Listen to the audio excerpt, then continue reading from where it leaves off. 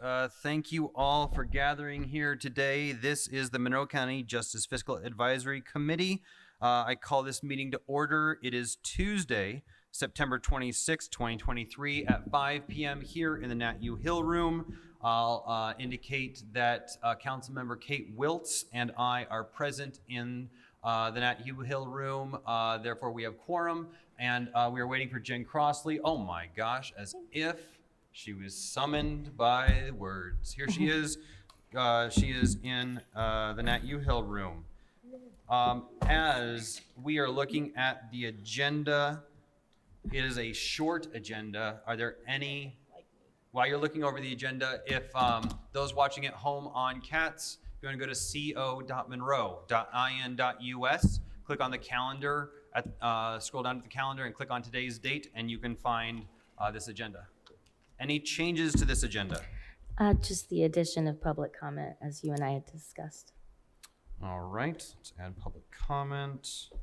Any other changes? After item 3, I guess. Let's do that, yep. So we'll add public comment after item 3 and before the approval of summary minutes. Any other changes to the agenda? Not that I see. All right, do we have a motion to approve the amended agenda? So moved. Can we have a second? Yeah, second, sorry. Hearing a motion and second, all in favor of today's agenda, please say aye. Aye. All those opposed? The ayes have it unanimously. Next, we're going to move on to the approval of recommendations to the Monroe County Council from this body. This is the 35 recommendations that we discussed at length at the last JFAC meeting. We also, in the week since that last meeting, took public comment via email, and if you wanted to call into the council office, on social media, or whatever ways you wanted to get in touch with us, that resulted in the document that we have before us here in print that we're holding up. It is also available at the aforementioned website, co.monroe.in.us. In the meeting packet, it is also available on the JFAC website. If you Google JFAC Monroe County, it's the first link that comes up, or it should be the first link that comes up. This summary document is available to you. I'm going to mention that staff worked very diligently, literally through the night last night, and a little bit this morning to update this document that's on the website and before us with every single piece of public comment that we received. So what you see before you online and what you see here in front of us is truly a reflection of what the community thinks and feels about the recommendations. I will furthermore mention that the Monroe County Women's Commission submitted quite a few recommendations, and that is indicated as Appendix 1 at the very back. We did not include those recommendations here. Instead, we put those recommendations on the JFAC website.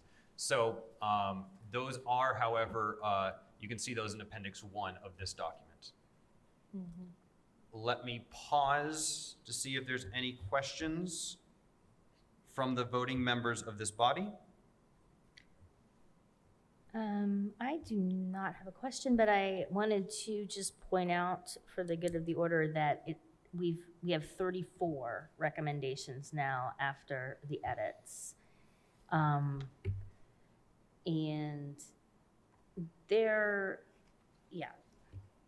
I can't remember exactly why that is, if 2 got combined or.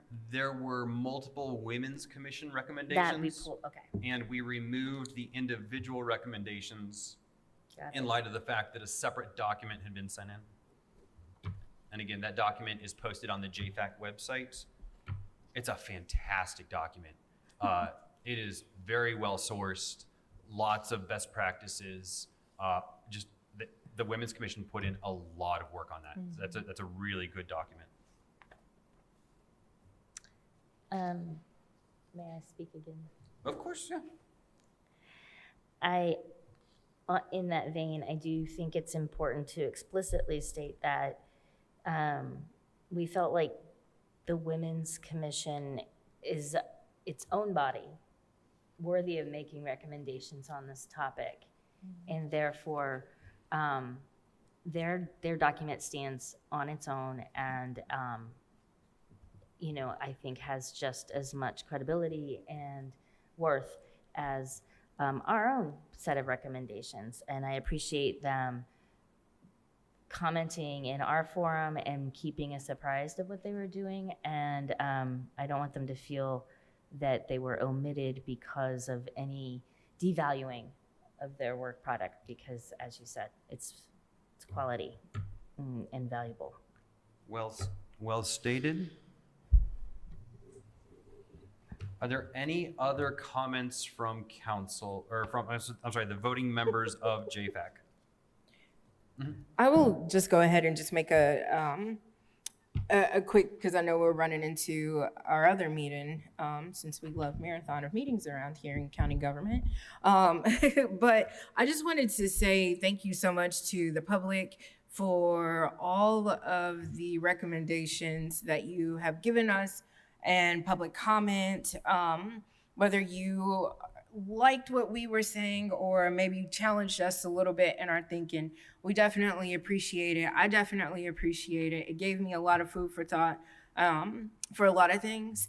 And I just would also like to say it is good for the order of transparency that this body existed and this committee existed, because we all know our former other committee was suspended, and I'll say it, it was a little disappointing. However, we know that our public, some that are here with us now, challenged us to continue on the conversations.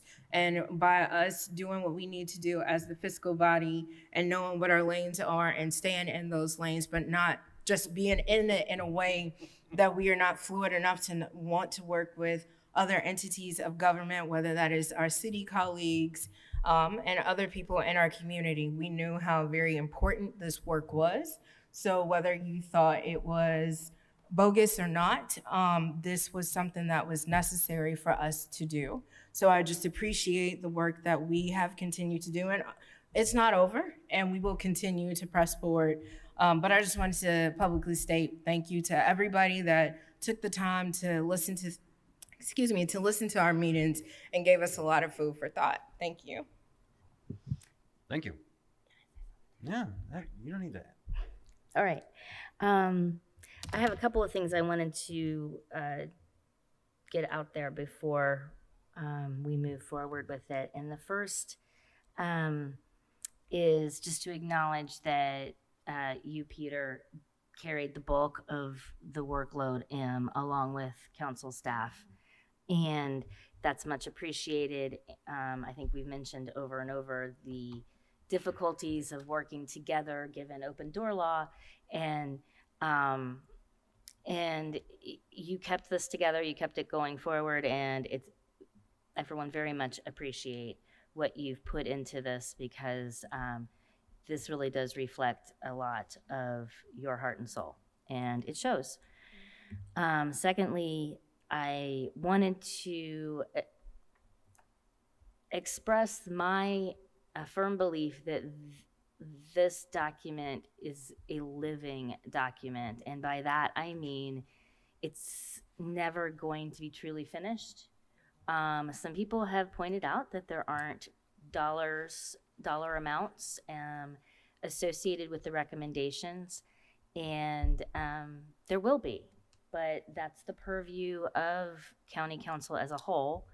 And I feel like this is a document that's valuable for decision making. And as we move forward with it, we will be tweaking it. We will make refinements and edits and flesh out what some of these recommendations might look like, and maybe combine them, or however we want to move forward. But I think as in terms of a milestone in the process, this represents a lot of work and a good product to pass along to county council. I'm prepared to make a motion if if you all are ready for that. All right. I move that we forward this recommendations to the Monroe County Council document from the Justice Fiscal Advisory Committee for their review and consideration and continued work. Hearing a motion, is there a second? Second. Hearing a motion and a second, I just want to make a quick comment myself. First of all, Monroe County owes a great deal of thanks to those who served on the Justice Fiscal Committee. First, it is important to recognize the work that County Council staff did, in particular, Courtney Mosier, who's sitting right here, and Kim Schell. This body simply could not have existed had it not been for their intellect and diligence. Secondly, thanks goes to those who served on the JFAC, Beverly Callender Anderson, Penny Githens, Commissioner Githens, who just walked in the room, Linda Grove Paul from Centerstone, John Hamilton of Bloomington, Misty James of New Leaf New Life, Isabel Piedmont Smith of the Bloomington City Council, Sheriff Ruben Marte, Melanie Veslage of the Monroe County Health Department, April Wilson of the Monroe County Prosecutor's Department, Karen Rembeck of the Monroe County Public Defenders. Gratitude must also be extended to the Monroe County Council, who recognized the need for this body.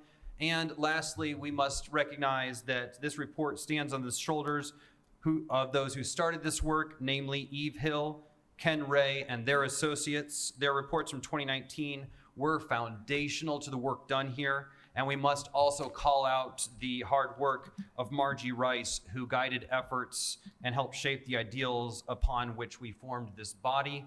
I will also say that the next steps of this body are outlined in recommendation number 2, where we'll be hearing quarterly updates on this 16-page document in the County Council until such time that the president of that body no longer wants to hear them. All right, we have a motion and a second on the floor. Any further comment? Is there any public comment on the motion to forward these recommendations to the Monroe County Council? All right, first, we have Mr. MG from the Chamber of Commerce.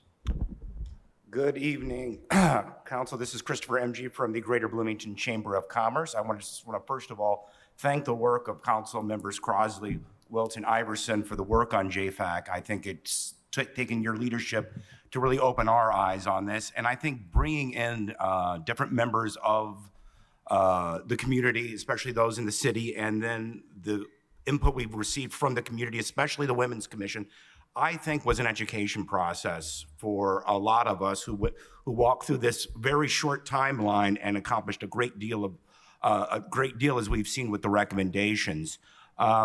As I think my colleague, Mr. Jim Shelton, said in his email comments, let's not have perfect be the enemy of good. The new Justice Center is 5 to 6 years away. There's some good work we can do, as some of these meetings proved, and we can get right to work on addressing recidivism and sort of addressing when these people, leave the jail, and some of the great work that's been highlighted by this community. So I thank you for your time tonight. Appreciate the work. Thank you. All right, let me look on Zoom here. It looks like Council Member Isabel Piedmont Smith has their hand raised.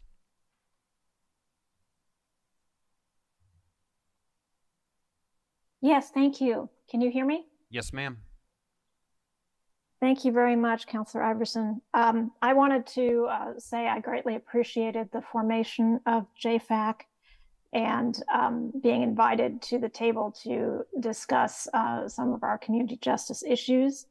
As Mr. MG noted, I often found this was kind of a study group because we did hear from experts and people with lived experience, and we had reading lists, and we learned a lot. I certainly learned a lot about our justice system and the processes, and especially about prevention and treatment.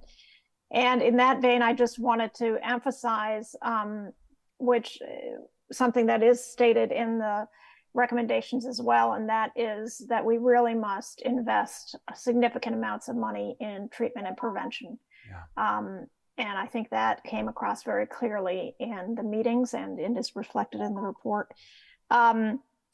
Finally, I just wanted to say I'm looking forward to follow up on these recommendations, and I heartily recommend to the county council as well as other officials in county government to follow through on these recommendations. So again, thank you so much for letting me participate, and I fully support the recommendations in this report. Thank you.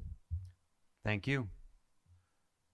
Is there other public comments in the room? Seeing none in the room, I see a hand raised on Zoom. Lee, you have 3 minutes. Thank you, and thank you to everyone who participated in this this process, I guess it is. I wanted to highlight item number 3 of your report that references the Ken Ray report specifically, the key critical issues adversely impacting incarceration in Monroe County. And item 1 of that, which is very important, so I'm going to read it. There is a distinct lack of easily available data to consistently measure and evaluate the effectiveness and efficiency of court and jail operations and practices. For existing data, there is no centralized database or data repository containing salient data from the courts, law enforcement, jail, prosecution, defense, and community corrections agencies to fully and accurately evaluate system practices and outcomes. I want to also state that the data that they looked at was from 2003 to 2018. I think this report is based upon findings of these reports, of which data was hard to come by. And I think we really need to take a serious look at correcting key data collection areas as we go forward. Thank you. Thank you. Thank you. I'm looking in the room for additional public comment. Please come forward. Yeah. This is just a reminder, this is for items that are specifically related to the motion of JFAC, of correct. recommendations Okay. for justice. Yeah. Please, yeah, come on, any spot you want. I think they all are set up. Yeah, just make the microphone green using the buttons on the face of the panel. Oh, There, you got it first try. okay. Well This is done. first time. Do you need my name and everything? Sure, yeah, and you've got 3 minutes. Okay, so first name is Shivraj, S-H-I-V-R-A-J. Last name is J-H-A-L-A. Okay, so I came a little bit late to the meeting, but I was just going to follow through some of the recommendations that you guys had. Totally agreed some of the comments that was made, and I'm catching up on it. And I will not disagree that there's some needs needed here in the town, but what I would like to focus on is the construction site. So I would like to give some feedback on that, since I have 2 minutes and 24 seconds. I found a few articles that was published by Herald Times. There was 4 sites selected, and there were 3 sites were not open to the public, but the 4th one was open to the public.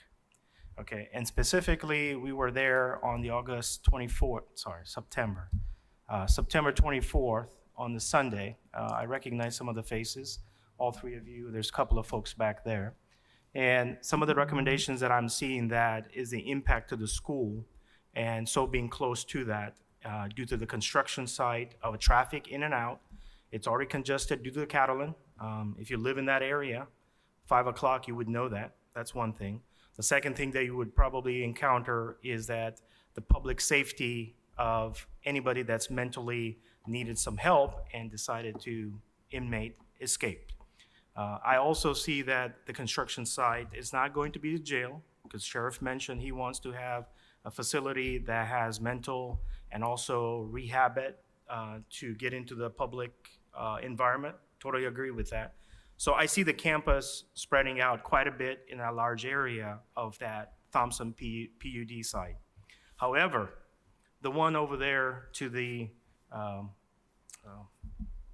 Monroe Hospital there on the Fullerton Pike, that seems to be the ideal location that council should consider, along with the other one that's also on the north side, that you had a closed-door meeting, the public was not invited.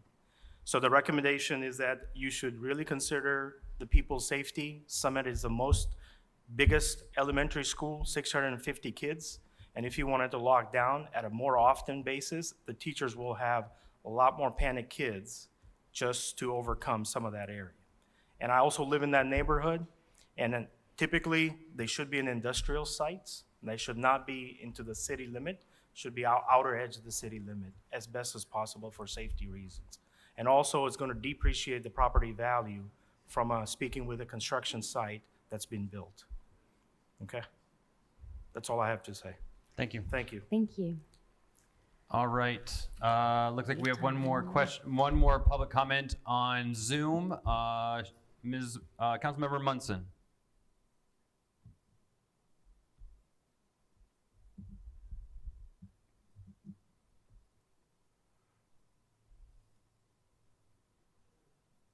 Councilmember Munson, it looks like you're muted.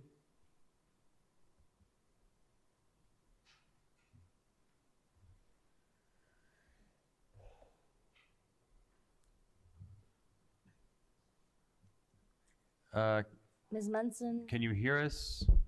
we still can't hear you. All right. I think I'm going to call it. Seeing no further public comment, I'm going to ask for a voice vote. All those in favor of the motion to forward this list of recommendations to the County Council, please say aye. Aye. All those opposed? The ayes have it unanimously. Congratulations. Then the next item on the agenda is the approval of summary minutes for August 28th, September the 11th, September the 18th. Are there any changes? I saw none. All right, we will then, hearing no changes, have those approved. And at that point, we will adjourn this meeting, and we will make sure that the council gets these recommendations. Thank you. Thank you all. Thank you.